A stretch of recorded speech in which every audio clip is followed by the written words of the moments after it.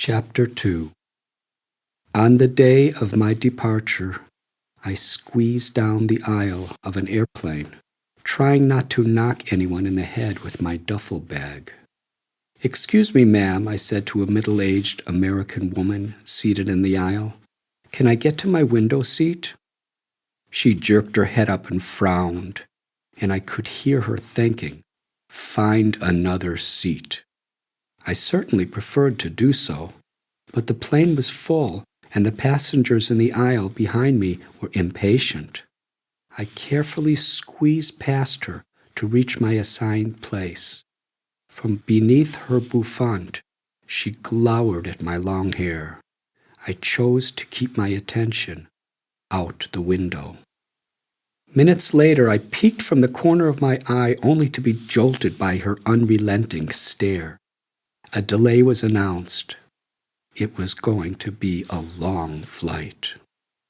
Time passed, and again I peeked sideways. But this time, instead of the lady with the bouffant hairdo, I saw a fascinating figure in black jeans, black boots, and a black sleeveless t-shirt. Silver bracelets circled his fair, thin arms. His long, straight hair was white as snow, as was his skin. His eyes were an albino pink, but his mischievous smile filled me with joy. This man looked so uncommon, yet so familiar. I had seen him before. Yes, he was a legendary rock and roll star, one of my favorites, Johnny Winter. "What's happening, brother? I'm Johnny. They call me Little Monk." He greeted me with the Soul Brothers handshake. "How did you get to this seat?" I asked him. "Someone else was here a minute ago." Johnny chuckled, and in his trademark Texan drawl replied, "Man, was that woman sitting next to you uptight. She came storming down the aisle and brewed up a big old hassle, demanding another seat. She don't like our kind, Little Monk, but you know, that's all right. The stewardess swapped my seat to keep us brothers together." We had plenty of time to talk. I shared with him my spiritual longing, and he shared with me candid stories of his life. I told him that I had recently seen a great show of his in Florida with Janis Joplin. His slender body rocked with laughter. Never was there a wilder, crazier woman on either side of the Mississippi River, he said. Janis was confused, lusty, and stoned out, but a good kid. She was, he said, like a sister to him, but he worried for her. Little Janis is burning her candle from both ends. I don't know how long she'll last. Waxing serious, his pinkish eyes gazed into mine. "You know, Little Monk, money and fame can destroy people. Say a little prayer for her." As the engine roared, we zoomed down the runway and soared into the sky. Our hearts seemed to fly as we talked of the great blues legends from Chicago and the Mississippi Delta. Johnny was supercharged on this topic. "Soul brother, we can go on rapping forever. I ain't gonna sweat if this old plane never lands." Suddenly he noticed the harmonica attached to my belt and shouted, "You play the harp? Let's jam, man." In an instant, he had his harmonica in his hand. "Pick a song." "Do you know Mother-in-Law Blues by Little Junior Parker?" I asked. "Right on, man, right on." His thumb shot up. 30,000 feet in the sky, and to my great amazement, the famous Johnny Winter began to perform, with me as his partner. Older people stared in condemnation, while younger passengers smiled gleefully. The young airline hostesses, too, swayed in the aisle to a free concert. Absorbed in the blues, Johnny and I were oblivious. The plane landed at JFK in New York, and Johnny and I strolled into the terminal. At the gate, a beautiful Danish model was waiting for Johnny. Onlookers marveled, thrilled to see me with Johnny Winter. Frank and Gary were impressed with my good luck. Gary stroked his wavy beard and beamed.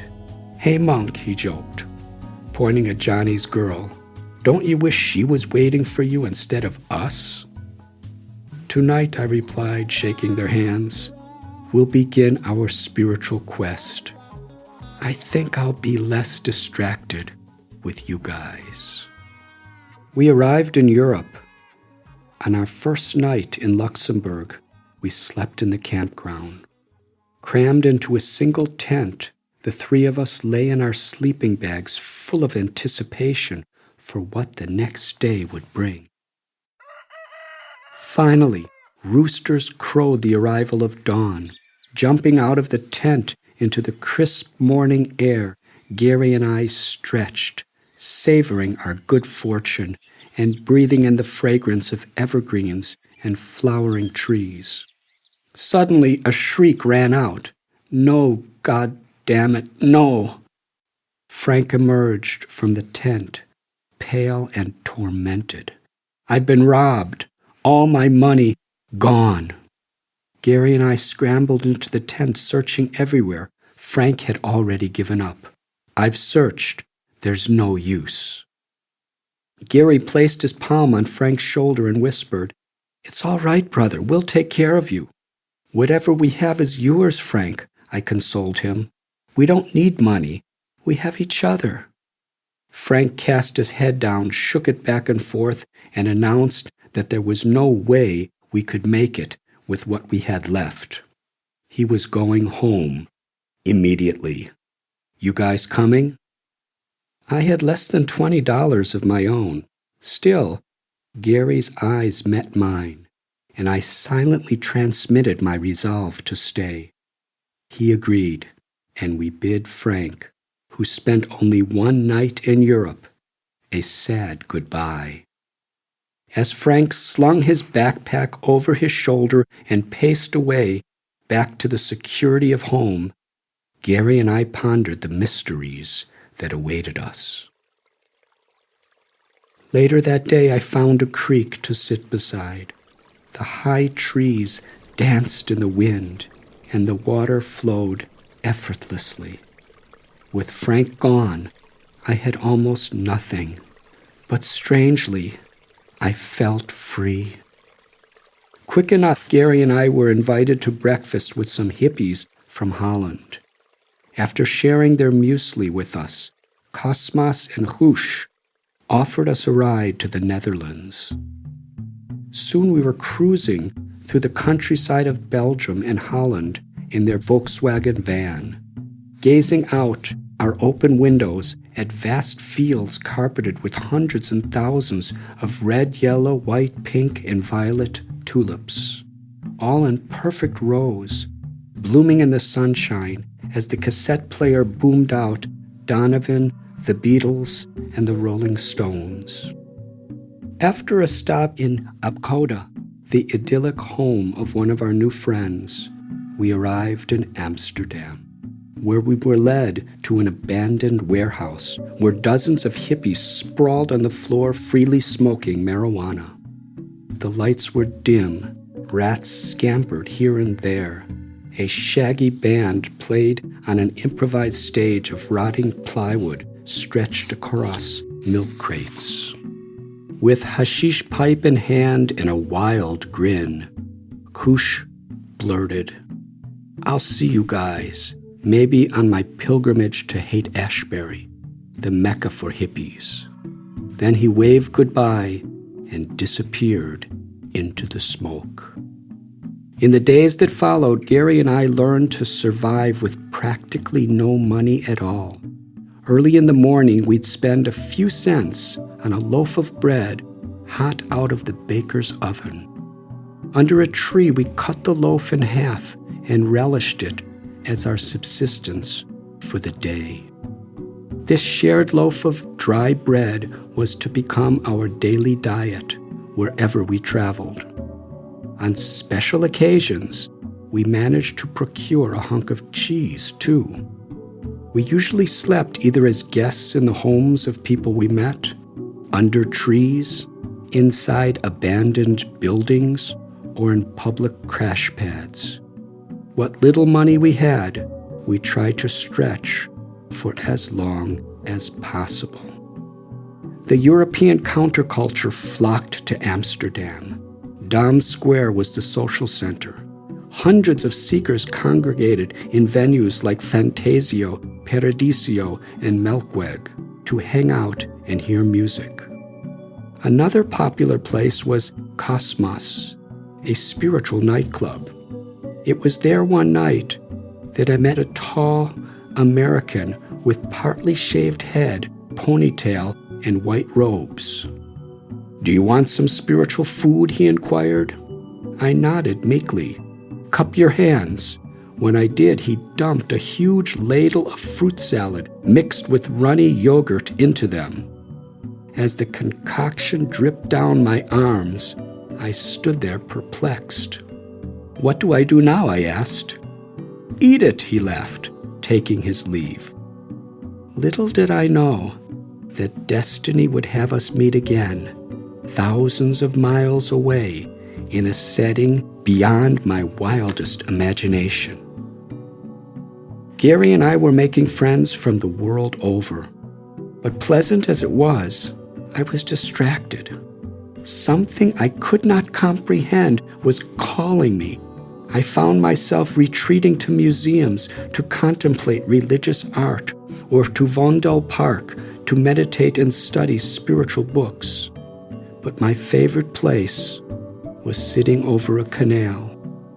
While the city might rage with a passion for power, wealth, and a multitude of pleasures, and while fashions and fads change like the seasons, the cool water of the canals seemed at total peace as it flowed through it all. I would sit for hours watching the water, wondering where the current of my life was leading me. We continued our expedition, using a little bit of the money we had saved for boat fares. We hitchhiked to the Hook of Holland and took a huge ferry across the English Channel to the United Kingdom. Gray clouds discharged a misty drizzle. The ship surrendered to the movement of the waves below, slowly moving up and down. As we lunged forward, cutting into the choppy sea, I mused on where I was heading. At 19, I ought to be preparing for a career, but I had no inclination to do so. Where was I going? Why couldn't I focus seriously on anything besides the ideals that filled my head? I had a vague concept of spirituality, but no hint of my future. I spotted a row of life preservers fastened to the side of the ferry and prayed to be thrown such a life preserver to rescue me from a sea of uncertainties. If a person does not have an ideal he's ready to die for, I recalled, he has nothing meaningful to live for. I left my homeland in search of that ideal, but I was like a leaf careening in the wind, not knowing where I was going. Suddenly, the stunning white cliffs of Dover appeared from behind a cloud of fog. The ferry soon docked at the coast, and we were funneled through British immigration. The officials stared at us with suspicion. Gary was about 5'8" and lean. His flowing brown hair, beard, and striking face evoking the frequent comment that he resembled Jesus Christ.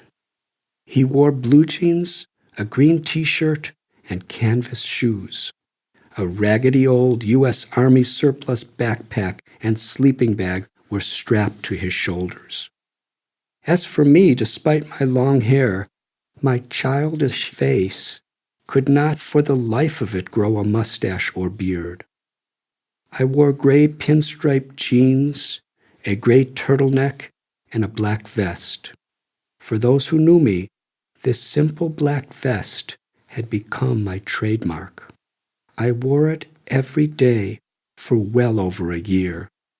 A faded brown duffel bag and sleeping bag were slung over my shoulder, and moccasins covered my feet. Standing in line, we were the targets of unsavory stares and comments by government officials. When we reached the desk, we meekly held out our U.S. passports, only to be pulled into a room. Minutes later, 2 customs officials and a bobby entered, staring us down. The leader wore a gray suit and brown tie. He commanded, "Search them for drugs." Dumping the contents of my bag on the table, the officer found nothing but one green T-shirt, a pair of underpants, a toothbrush, hairbrush, a bar of soap, the Bible, and the little pamphlet from Randall's Island. The man grimaced. "That's all you have?" Timidly I responded, "That's it, sir. Besides this," I held out my harmonica. Gary, too, was searched. Then came the loaded question. "How much money are you carrying?" When we showed them our meager funds, their disgust turned to wrath. The leader's face reddened. "We don't need animals like you in our country," he spewed. "We'll cut off all your bloody hair and throw you in jail." Turning to a bobby, he ordered, "Get the scissors and cut their hair to the scalp." They then stripped us of all clothes and scrutinized every inch of our belongings. Next, they launched into a long interrogation that seared our minds. Finally, with the words, "You're in big trouble," they stormed out of the room. Anxiety-stricken, Gary and I could not speak a word. We passed an hour in isolation, anxiously awaiting word of our fates. Eventually, 2 bobbies flung open the doors, grabbed us by the arms, and drove us down a corridor. When we reached the customs, they shoved us through the gate with the words, "One wrong move and you're in jail." They stamped our passports, and we were free. Still shaken, we found ourselves on the roadside, grateful for the beauty of the English countryside, our thumbs out. A car stopped, and we jumped in. A young girl and her boyfriend smiled while their Scottish terrier leaped on our legs. "Where are you going?" the girl asked. "We're not sure," Gary answered. The boy swigged from a bottle of beer and said, "We're traveling ahead to a rock festival at the Isle of Wight. It will be a jolly good time. Would you like to join us, mates?" Gary and I smiled in agreement, and we were off, the barking terrier licking at our faces. We crossed by ferry to the island and were soon cast into the swarming multitude of the counterculture. The enormous gathering was set amid green hills and valleys. At the fences, angry police with attack dogs battled against ticketless pilgrims as the bands played on. 3 days and nights of sensational performances were in full swing. Marijuana smoke filled the air, and people were dropping acid left and right. Men and women slid together down the hillsides in the mud, and more half-naked bodies writhed in the time to the music. One night, while rains poured out of the sky, Gary and I were not far from the stage when Jimi Hendrix came on to perform. He wore an orange velvet suit with flowing sleeves, but seemed otherwise quite subdued. Gone was the guitar-burning showman I'd seen before. Tonight, he was very much the serious musician. He played his warped, woofing version of the Star-Spangled Banner. Here was one of the icons of my generation, a prophet of the counterculture, delivering a message of freedom to express oneself without taboos, of rebellion against the establishment. To my mind, the message was to follow my heart, regardless of popular opinion. The music was thunderous and seemed to shake the hills, stir the sea, and scatter the clouds. But the silent call within me, one I couldn't yet name, seemed louder still.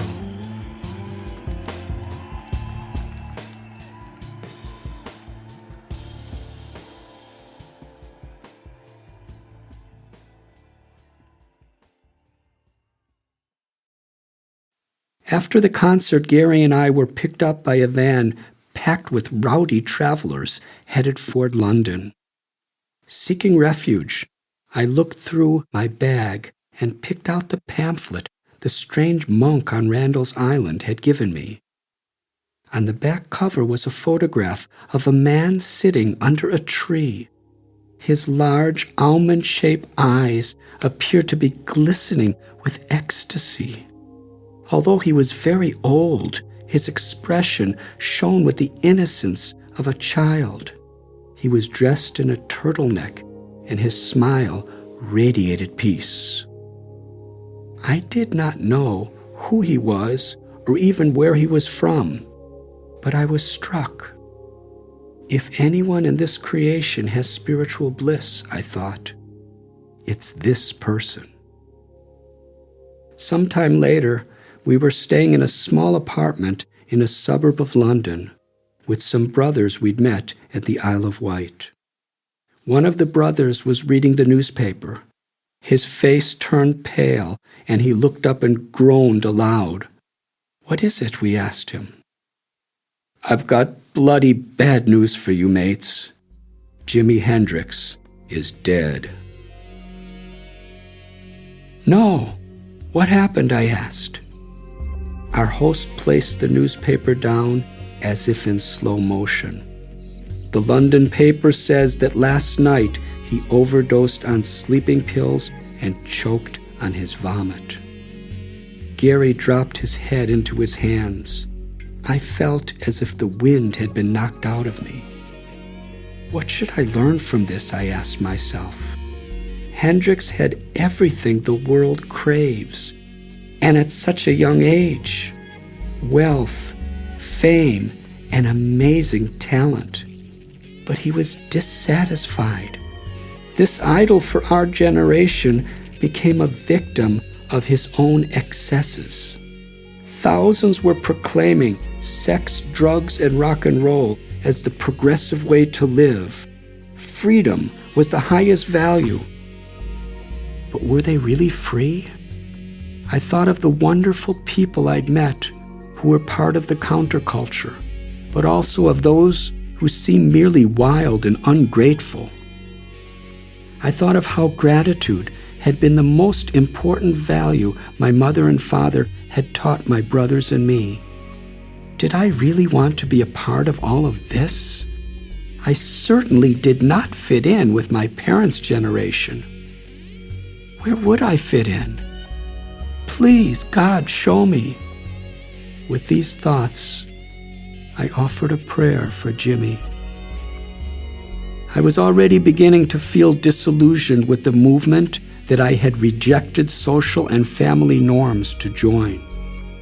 I'd once had a dream that the counterculture would create an enlightened world, but now I felt that the more destructive elements of the movement, such as rebellion for rebellion's sake and for the sake of personal pleasure, had won out.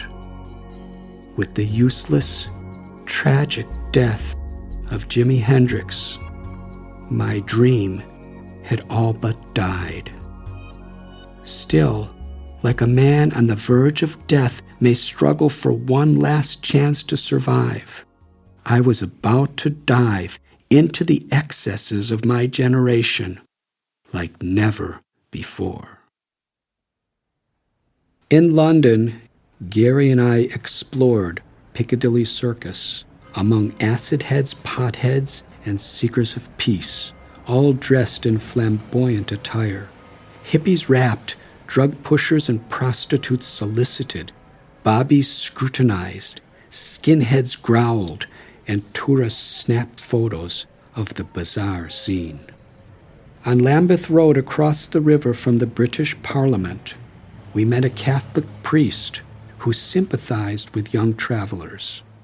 Each night at 9, he opened the stone basement of his church for young people to sleep on the floor for free.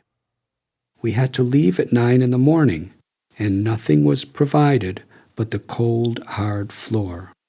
Still, it was a place to crash, and travelers brought their own sleeping bags. Finding a spot on the floor every night, I maneuvered through this room, packed with unwashed bodies, the air thick with the smell of hashish. When the lights were out, it got very dark. Soon I began to hear the sounds of couples having sex, moaning and rolling around. Sometimes I caught sight of people lighting little candles in the far corners of the room, strapping off their arms and shooting heroin in the candlelight. Affected by this atmosphere, I smoked more hashish and marijuana than ever before, and on the surface began to fit in more with the crowd. But while those around me socialized, I retreated within myself. I often found myself wondering why I was bothering to indulge at all. Often after Gary had gone in to find his sleeping place, I would sit, sometimes for hours, on the bank of the River Thames. The massive sheet of flowing water had a hypnotic effect on my mind, and I would question the life I was leading. I looked up at the relentless hands of Big Ben and wondered if I was just wasting my time. Another part of me felt a dire need to prove myself once and for all, that I could break out of my shyness and just enjoy life like never before. For one thing, here I was, 19, and I had never had a girlfriend. In my shyness, I had always been more comfortable listening to music in my room or hanging out with friends than I was on dates.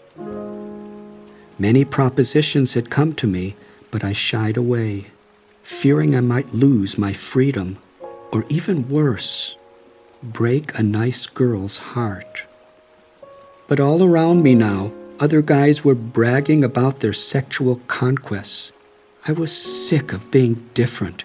I met some girls trying to make the scene and flirted more seriously than ever. Still, my efforts felt empty. A force within me was dragging me away from it all. Battling against that inner force, I was determined to be victorious, to experience firsthand the unrestricted pleasures glorified by society. Was it the Lord in my heart I was fighting? Yes, I silently boasted, and I'm winning the battle. But late at night, when I came back to the river, gazing down into the current, I felt ashamed. I was winning, but I felt lost. One evening, I closed my eyes and sat in silent meditation among a sea of pigeons at Trafalgar Square. Circled by shouting children, chattering tourists, and the honking evening traffic, I felt I was connected to a universe within myself, far more substantial than anything around me. Taking a deep breath, I smiled. My conception of my body seemed to evaporate, and I felt my mind merging into an ocean of peace. By comparison, my attempts at gaining sensual pleasure or overcoming my natural introspection seemed irrelevant. Opening my eyes, I visualized downtown London, transfiguring into a beautiful family made up of marble lions, Lord Nelson on his column, and all the pigeons, tourists, businessmen, shoppers, and beggars. I strolled across the street and was given a cup of barley soup and a bread slice from a church charity, which I relished along with the homeless. Then with sincere reverence, I entered the church, St. Martin's of the Fields, where I sat on a wooden pew and absorbed myself in reading the Holy Bible.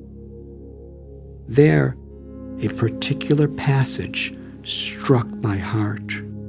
Lord Jesus instructed his followers, "Come out from among men and be separate." I pondered this. Why should I waste my life trying to fit in with the social fashions of my peers? Why not try to live on my own terms, and hopefully someday on God's terms? Traveling by ferry across the English Channel, Gary and I disembarked in Calais, France. It was a sunny day with birds warbling in delicately formed trees. Fine grasses in lush pastures yielded to the gentle wind. We relished our freedom. Now we could go wherever we pleased. "Hey, monk, where to next? Your wish is my command." Gary's green eyes glistened with adventure as we stood on the side of a country road in western France. "The world is at your beck and call." From the back pocket of his jeans, he pulled a tattered map of Western Europe and pointed to various places: Morocco, Spain, Paris, Rome, Switzerland, Germany. "Where? Where would you like to go, Gary?" "Everywhere, but in which order? That is the question." Thinking for a moment, I remembered the streams I so often studied and stretched my arms toward the sky. We should surrender our destiny to the will of God. Gary laughed, threw down his backpack, and sat on it. Mimicking my gesture, he responded, "What does that mean?" "What would you like it to mean?" I asked. Gary mockingly joined his palms in prayer. "You spend your days studying scriptures and meditating while I'm hanging out." Again stretching his arms to the sky, he said, "You decide how we should surrender our destiny to the will of God." Plucking a yellow wildflower from the ground, I declared, "Like this." Gary said, "You want us to sit here forever like that flower?" "Look, Gary, from a small seed buried in the dirt, this flower has grown into what it is, a beautiful blossom, basking in the sunshine. How? By surrendering her destiny to the will of God." Gary said, "You win, brother. But how does your fancy poetry translate into a hitchhiker's language?" I smelled the flower and had an idea. Whenever a car stops for us, what are the first words they always ask? You play the role of the driver, and I'll be us. Gary shrugged his shoulders. "Hello, where are you going?" I replied, "Where are you going?" "To Casablanca," he said, pretending to steer a car. I clapped my hands. "Perfect! That's where we are going." Handing him the flower, I asked, "What do you think, Gary? Every time we stand on the side of the road, our destiny will be a mystery to be revealed by the next ride." Leaping up, Gary patted me on the back and exclaimed, "That's it! Wherever our ride is going, that's where we're going." He cast the wildflower into the wind. Days later, after passing through villages and towns, we found ourselves on the outskirts of Paris. As we came closer to the city, we burned with anticipation. The Louvre, the Eiffel Tower, magnificent monuments, palaces, and cafes were only a few miles away. But fate had other plans for us. The first ride we got took us to Geneva, Switzerland, where we were soon meditating at the shore of a placid, crescent-shaped lake. At a youth hostel, we shared a dormitory with about 25 others. One of our roommates, Jim, had recently been honorably discharged from the U.S. Army. Jim had a fascination for books on Eastern mysticism, and we spent hours talking. He was lean, strong, and eager for adventure, having been cooped up in the Army for several years. One day, out of curiosity, Jim asked, "Monk, with the Vietnam War raging, how is it you never got drafted?" I told him how the draft board had accidentally typed the wrong birth date onto my records. Later, when the draft lottery was held and the nation watched, sitting on pins and needles, they pulled out one birth date after another. The early draws were the first to be drafted. My actual birth date came up at the beginning of the draft, but the mistaken one was drawn near the end, and those called later were never called to service. Jim looked out into the sky, rubbed his chin, shook his head, and mused for a minute, then remarked, "Maybe it wasn't the draft board's mistake. Maybe God has other plans for you." Jim invited Gary and me to come with him through Italy on his way to Morocco, and we agreed. Near Genoa, the city of Christopher Columbus, we loaded into his Volkswagen Beetle with all the money he'd accumulated in the military, including electronics he planned to sell for profit in the U.S. Terraced hills gave way to the Mediterranean Sea. Afternoon sunshine played on deep blue waters, and we took a break to swim. When we got back to the Beetle, to Jim's horror, everything inside was gone. We went down to the police station to file a report, and matters got even worse. To our shock, the police, shouting and jabbing their fingers in our faces, shoved us into a prison cell. As the heavy steel door slammed shut, a chill ran up my spine. Their chief approached us. "You have two choices," he barked. "Remain in jail or get out of our town and never return." Of course, we chose the latter. In the darkness of night, a squad car with red lights flashing on the roof escorted us up to the city limits. That was our first day in Italy. We drove until morning when we reached a telegraph office.